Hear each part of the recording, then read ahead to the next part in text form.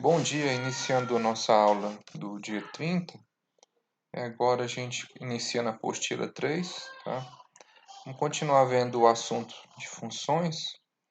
Em algum dos módulos anteriores, na apostila 2, a gente aprendeu sobre as funções polinomiais de grau 1. Nesse módulo, vamos aprender sobre as funções polinomiais do segundo grau, tá? Então, na apostila aqui, ele começa com um exemplo que é até bastante interessante. Ele diz o seguinte, ó. Imagina a seguinte situação, né? Você tem uma indústria ou uma empresa, né? Onde o preço da unidade de uma camisa é R$ 100. Quando eles colocam esse preço de R$ 100, eles vendem 40 unidades dessa roupa, né? E quando o preço da camiseta é R$ 90, eles vendem 50 unidades. Então, o que a gente percebe é o seguinte. Primeiro, você tem uma relação que é inversamente proporcional. Por quê? Que é inversa, né? Por quê? O que acontece? Quanto maior o preço, menos eu vendo, o que é bastante esperado, não é? Agora, o que eu posso fazer? Então, eu sei o seguinte, ó. Eu posso modelar o preço da minha camiseta, né? Que eu estou representando aqui pela letra P, pela seguinte equação. Então, o preço P ele vai ser igual a AX mais B. Essa aqui, lembrando, é uma função polinomial do primeiro grau, né? Aqui, na verdade, você tem uma equação do primeiro grau.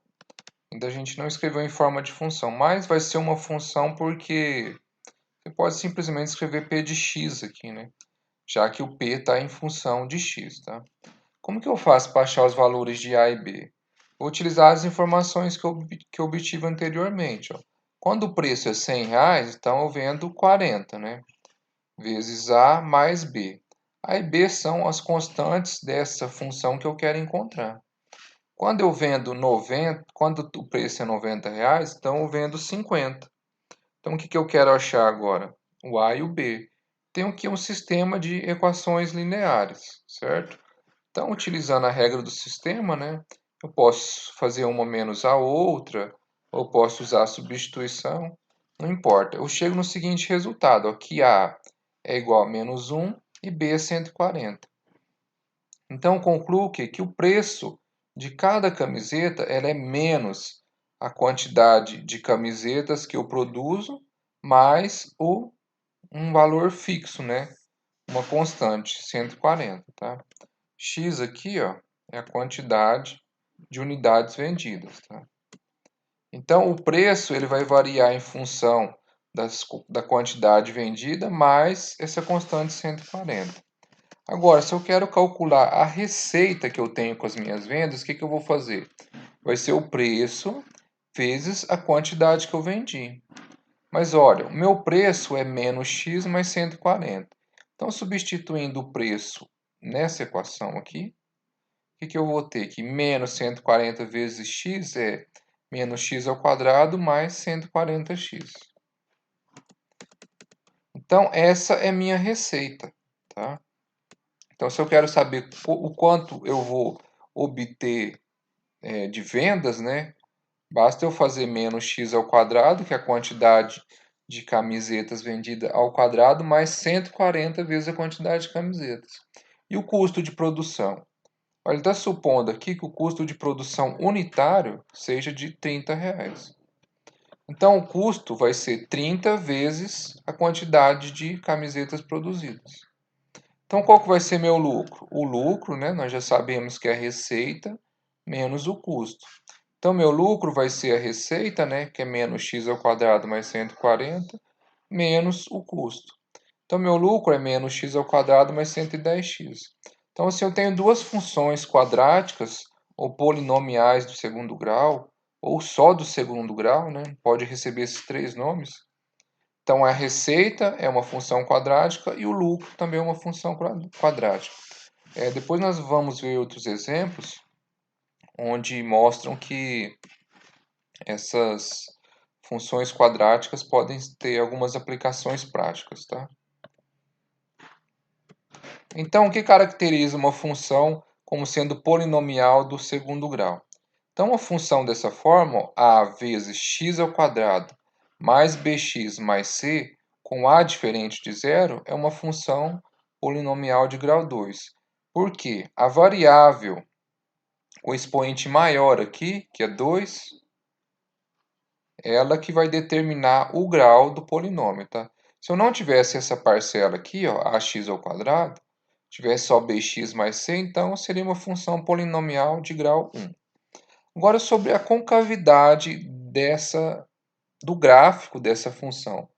Porque o gráfico da função de segundo grau ela é um gráfico paraboloide, tá? Então, você tem uma parábola. A parábola tem concavidade. A concavidade vai ser para baixo ou para cima em relação ao eixo y, dependendo do valor de A. Tá? Então, quando A é positivo, você tem concavidade para cima. Quando A é negativo, você tem concavidade para baixo. Aqui você tem ilustração, ó. A positivo, concavidade da parábola para cima. A negativo, concavidade da parábola para baixo. Tá? Então fica fácil você saber como que é o comportamento da sua função apenas analisando a equação dela, tá? Apenas analisando a expressão, né? E as raízes da função, quais são?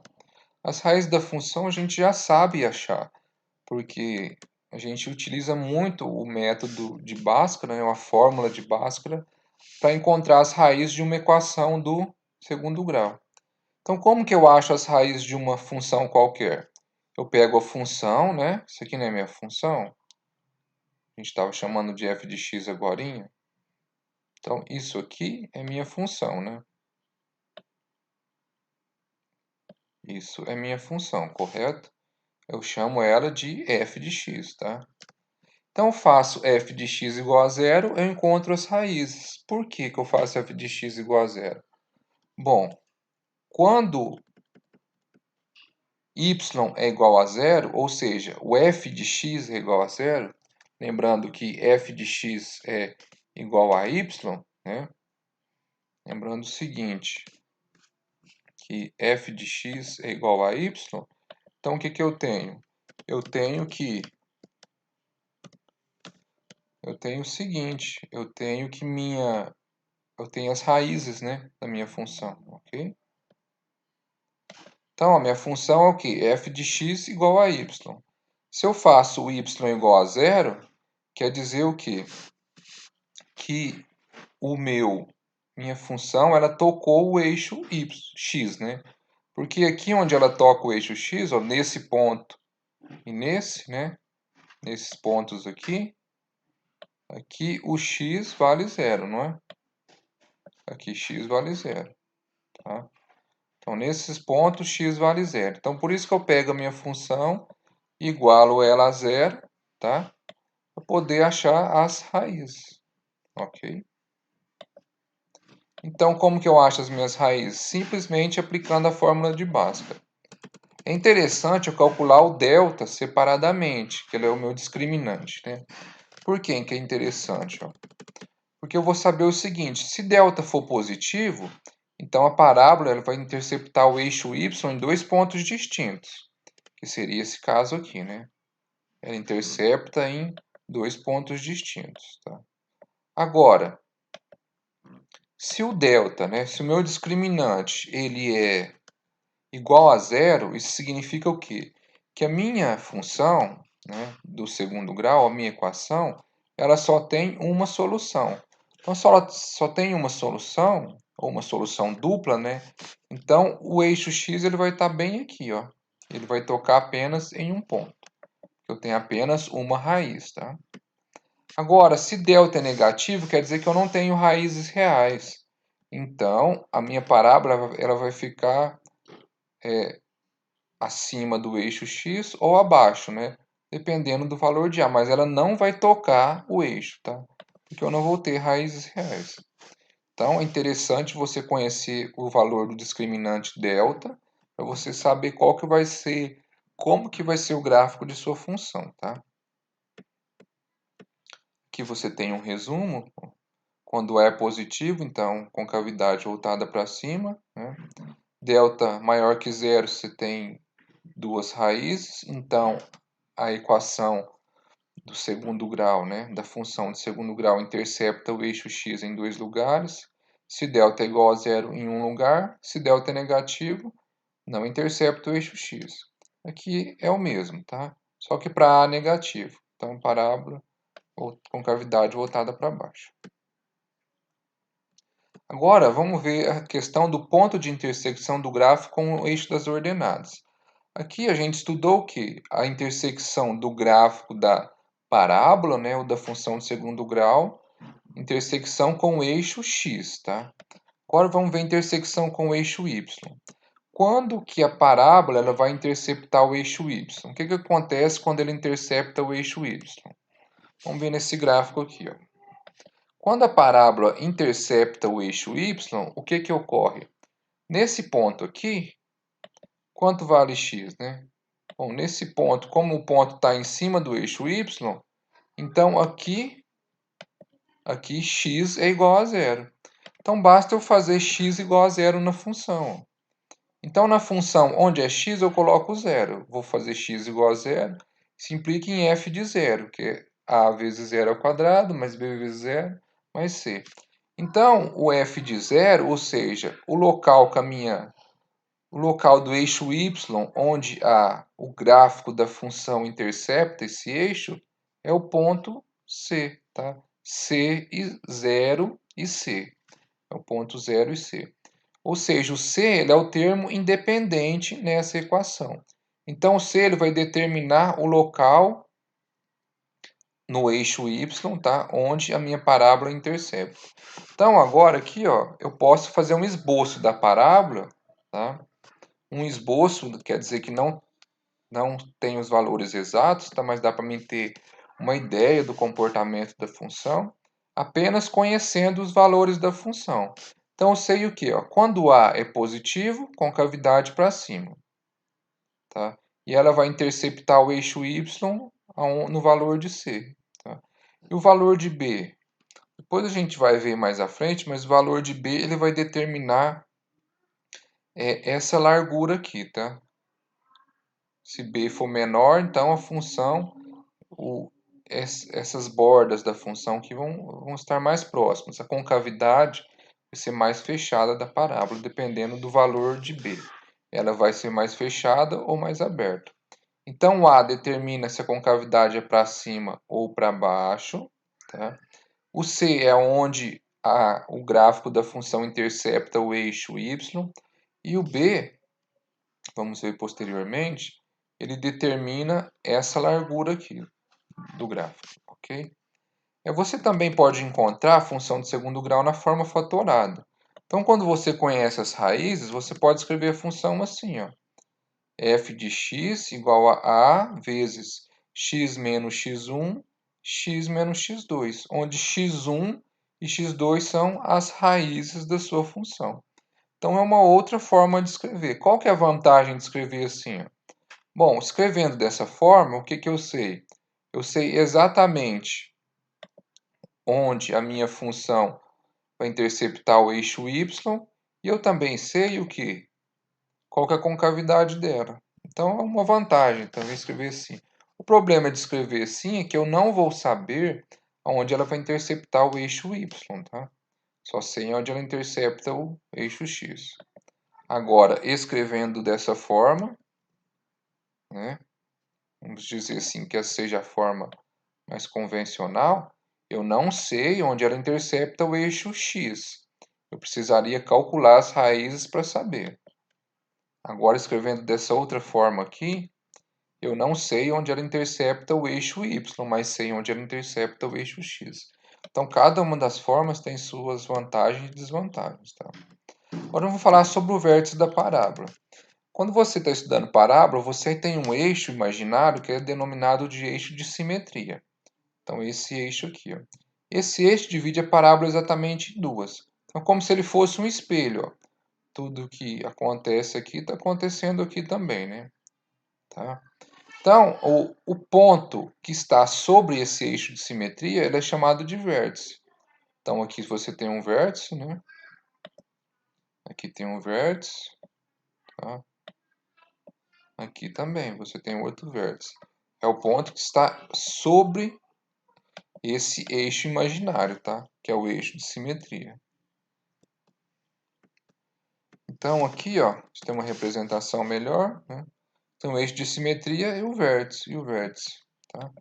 O vértice, ele vai ocorrer tanto se a concavidade for para cima ou para baixo. Qual que é a importância do vértice? O vértice, ele vai representar um máximo ou um mínimo, né? Se você tem um A positivo, então você tem esse gráfico aqui, correto? Nesse caso, representaria o valor mínimo da função. Não tem nenhum valor que vai ser menor que esse, porque todos os valores aqui só vão crescendo. Para cá também, só vão crescendo. Esse é o mínimo. Esse é um vale, né? Esse aqui você poderia pensar como um valor de máximo da função, quando A é negativo. Então você teria um cume aqui, né? Ou o topo da função, né? Não tem nenhum valor maior do que esse. Esses valores são importantes, principalmente se você vai estudar lucro, receita, né? Então, se a sua função lucro, assim como a gente viu no primeiro exemplo, ela é dada como uma função de segundo grau, o que, que vai acontecer? O seu lucro máximo, ele vai ocorrer justamente nesse lugar, né? E aqui, por exemplo, se fosse uma função de custo, então seu custo mínimo ocorreria aqui, tá? Então aqui ele está mostrando agora como que você calcula esse vértice. Esse vértice ele é um ponto, né? Então ele é escrito em formas de coordenada. Então como que você vai escrever? Vai ser assim, né? O V vai ser igual a um x e um y, né? Porque isso aqui é um ponto, né? Então ele é um x e um y. Aqui ele vai mostrar como que você vai calcular esse x e esse y, tá? Ele está demonstrando passo a passo aqui. Então, o que, que você faz? Você vai considerar que o x do vértice, esse x que eu estou mencionando aqui, vai considerar x mais k, né? O que acontece? Qualquer ponto que eu pegar aqui, ele vai ter um simétrico aqui, não é? Esse não é o eixo de simetria. Então, por exemplo, eu pego um ponto aqui, ó. Aqui seria o meu x mais k. Ele estaria aqui. Aí existe um simétrico aqui, do outro lado, né? Que seria o meu x menos k, né? Então você pega o x mais k e o x menos k. Bom, eles têm que ser iguais. Por quê? Porque eles são simétricos. Então o valor deles em relação a esse eixo de simetria é o mesmo, tá? Então se aqui for 1, por exemplo, esse ponto vale 1 e esse também vale 1. Então o que é feito aqui, ó? Você calcula o f de x de v mais k e o f do x do vértice menos k. Aí você iguala essas duas equações, você vai chegar nesse resultado aqui, ó, de que o x do vértice, ele é menos b sobre 2a, tá? Não consigo selecionar só isso. Mas aqui, o x do vértice é menos b sobre 2a, ok? É um raciocínio parecido. Antes, é o seguinte, você pode calcular o x do vértice conhecendo as raízes também, tá? Então, o x do vértice ele vai ser o ponto médio entre as raízes. Agora, você pode utilizar outro raciocínio para obter o y no vértice, tá? O y do vértice, basta você substituir o valor do x do vértice na equação do segundo grau. Você vai obter que o y do vértice é menos delta sobre 4a. Tá? Onde delta a gente já conhece, né? b ao quadrado menos 4ac. Aqui tem um resumo. Ó. Então, o vértice, né, ela é xvyv, onde xv é menos b sobre 2a e o yv é menos delta sobre 4a. Aqui você tem o vértice, no caso da parábola com cavidade para baixo, e o vértice com a parábola com concavidade para cima. Tá? Então estudem essas figuras, né? Tentem entender o que está acontecendo aqui, ó, o comportamento dessas funções. Tá? O que vai acontecer, por exemplo? Façam esse tipo de pergunta. O que acontece quando o gráfico o vértice estiver exatamente sobre o eixo y, né? O que vai acontecer com o x do vértice? O que acontece quando ele estiver sobre o eixo X? Façam esse tipo de pergunta e substituam os valores aqui para vocês verem o que vai acontecer. Agora a imagem da função. A imagem, ela é o conjunto dos valores no eixo y, né, que a função assume. Então, por exemplo, a imagem ela vai depender do y do vértice. Por quê? Nesse caso aqui, ó, tem uma concavidade voltada para cima. Tá? Então, ó, todos os valores que são maiores que o x do vértice, tem aqui destacado em verde, né? Todos os valores maiores, lembrando que isso aqui vai para infinito, né? Eles vão pertencer à imagem da função. Ou seja, esses são todos os valores que sua função pode assumir, tá? Lembrando que você pega o valor de x no eixo x, aplica na função, ele dá um valor em y. Então aqui é a sua imagem, né? Aqui é o seu domínio, ok? Os valores que efetivamente fazem parte da função são a imagem, né? O contradomínio seria os reais, né? Todo o eixo real. Agora aqui com cavidade voltada para baixo é o contrário, porque todos os valores menores ou iguais ao y do vértice vão fazer parte da imagem da função. Esse aqui é um resumo gráfico, é bem interessante vocês estudarem ele, porque ele resume tudo aquilo que foi falado anteriormente, ok? Ele traz de forma bem simples todas as ideias, tá? Então, façam um estudo desse resumo gráfico aqui, que ele é bem interessante para estar condensando tudo que foi falado ali, né? Se tem alguns exemplos, isso já está resolvido, então não tem muito o que falar. O próximo tópico vai falar sobre os pontos extremos, que são os pontos de máximo e de mínimo, né? Aqui só está dando uma outra abordagem. Eu vou deixar para o segundo vídeo para não ficar muito longo, ok?